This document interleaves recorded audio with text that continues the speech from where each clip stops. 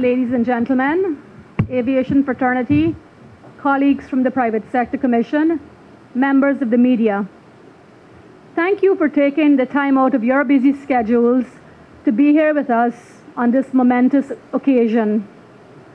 Please allow me to introduce the members of our head table. I am Annette Arjun Martins. I'm an aviation manager at Air Services Limited for over 2 decades. Captain Jerry Gavaya, Chief Executive Officer of Roraima Airways Inc., professional aviator for over 4 decades. Captain Emil Jahan, Chairman of Hinterland Aviation, as well as Chief Pilot and professional aviator for 15 years. Captain Raj Prasad, President of Oxford Aviation, professional aviator, flight instructor, and aeronautical engineer for 23 years. Captain Orlando Charles, General Manager of Phoenix Airways Inc.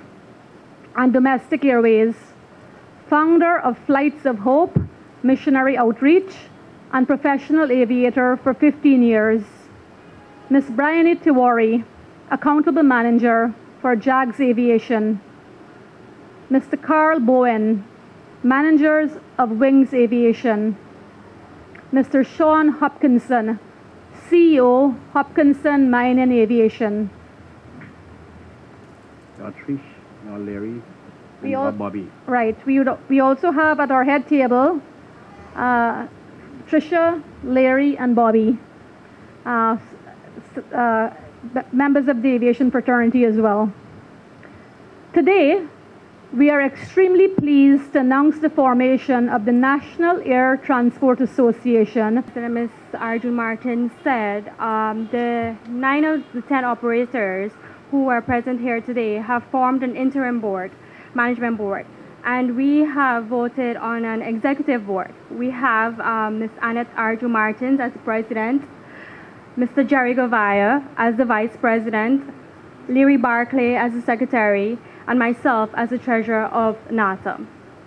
Now, for personal remarks regarding the formation of this association, I am pleased to be part of it, and I think it's a great boost for the aviation sector, mainly because of two reasons. One, it addresses issues across the board, and not only for owners as myself, managers, but also for pilots, flight attendants, engineers, and so forth. It also opens the door for shared technical skills and knowledge, which I believe is a great asset for everyone that is part of NATA. Therefore, I do look forward to working with this association and look forward to the further development of aviation in Guyana. Thank you. Good. So if you could have Carl from Wings Aviation. Wings Aviation is endorsing this organization. We feel that it's an organization that will make a level playing field for all operators and stakeholders in the aviation industry. And there are many smaller stakeholders who didn't have a voice before. And I feel this organization will give them a voice and will be a positive mechanism to the development of the industry in a whole. Pass the microphone down from Sean coming up. Good afternoon, ladies and gentlemen. Hopkinson Mining and Logistics will endorse this association because we are newly at Ogle, and from the time we are being there and the things and how it actually operates there is not too transparent. So we endorse this association so that we could get some, or the smaller operators, even the larger operators, could come together in some unity and get some transparency. We need transparency there so that other operators could fall in. So we would like to endorse the association so that we could get transparency and equal opportunity for all the operators, even though the pilots and everybody who are involved in the aviation sector. Thank you. Orlando Charles, Domestic Airways, Phoenix Airways, and Flights of Hope.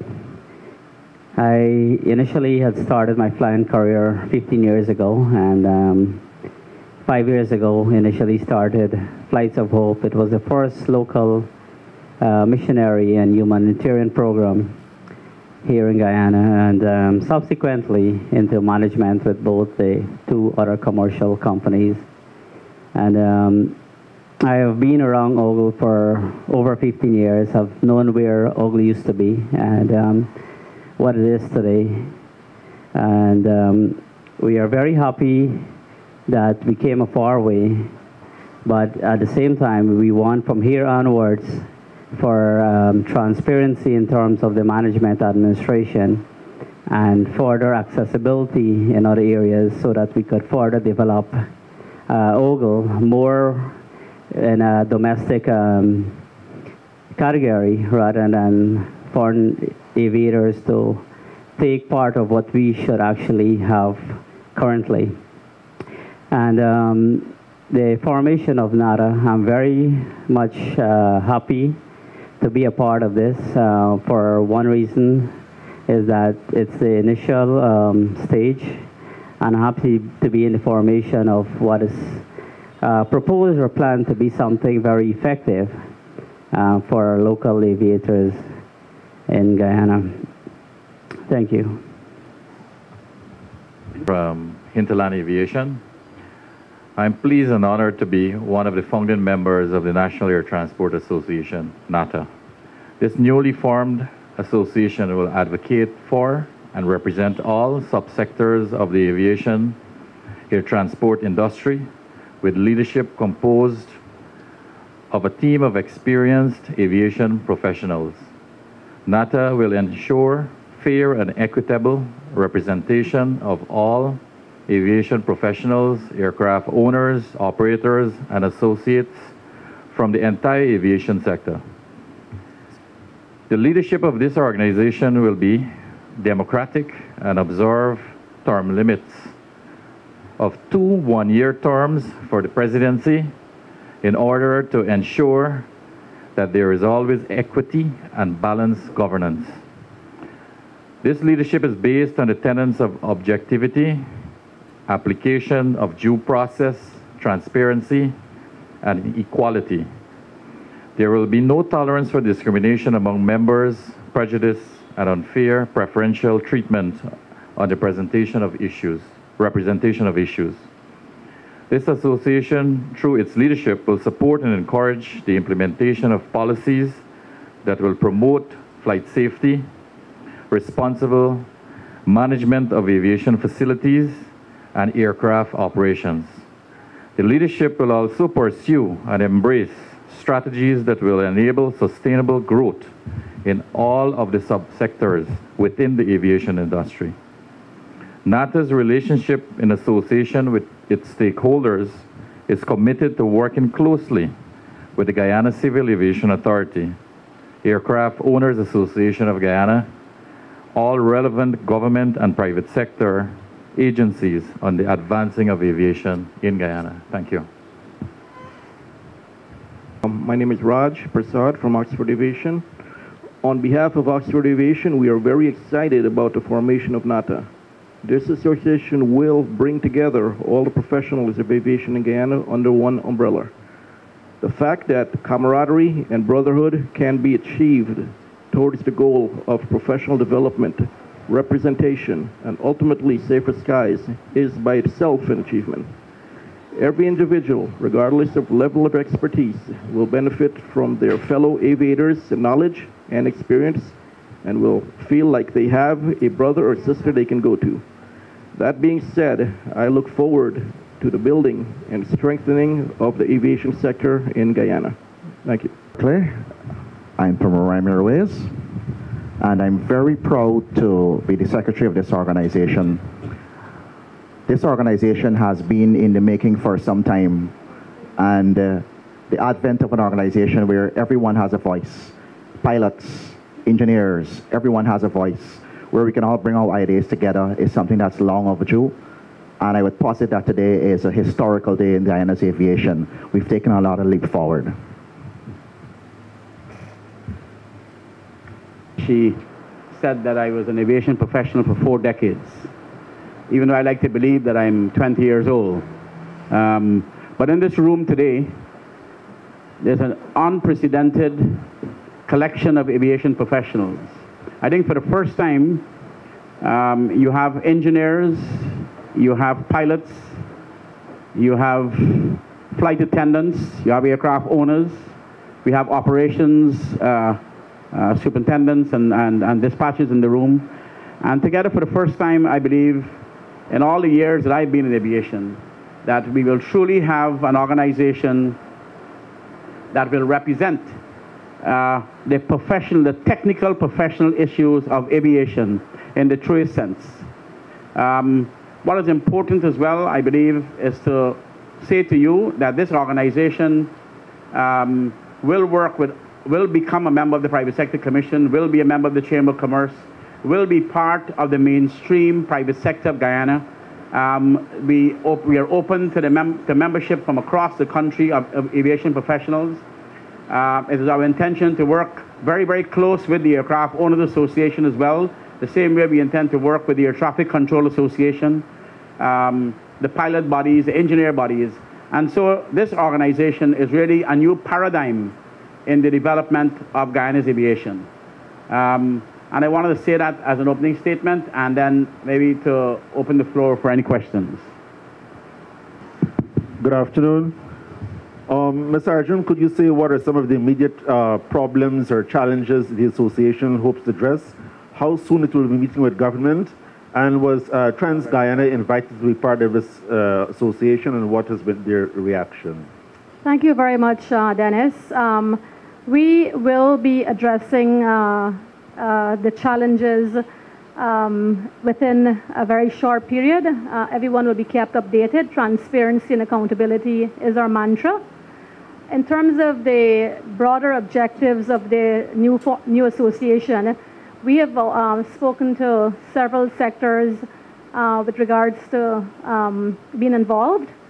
And we will, as I said in my opening remarks, be meeting with a series of policymakers as well as private sector organizations and regulatory and other agencies within the coming days forward. And of course, we will keep everyone informed as those talks progress. In connection with the last part of your question, whether Trans-Guyana was invited, Trans-Guyana is in fact a very important member of the aviation community in Guyana. And in fact, as you all know, there are difficulties and challenges being experienced at Ogle by the operatives at Ogle. And I will say to you, yes, about 2 weeks ago, four of the original investors of OAI, because of the eruption of discontentment that was happening at Ogle, requested to meet Michael Karive so we could talk about these things.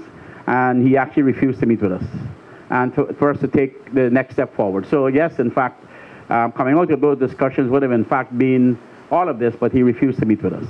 And to my first question, what are some of the challenges that you're hoping this association can address with the policymakers? Well, let me give you an example. Those of you who attended the last aviation conference would have probably been as horrified as I was to have learned that Guyana is only compliant at a 40% level with ICAO requirements. I was horrified as an aviation professional for all these years. I could not understand how Guyana could have slipped so far behind the acceptable standard of ICAO.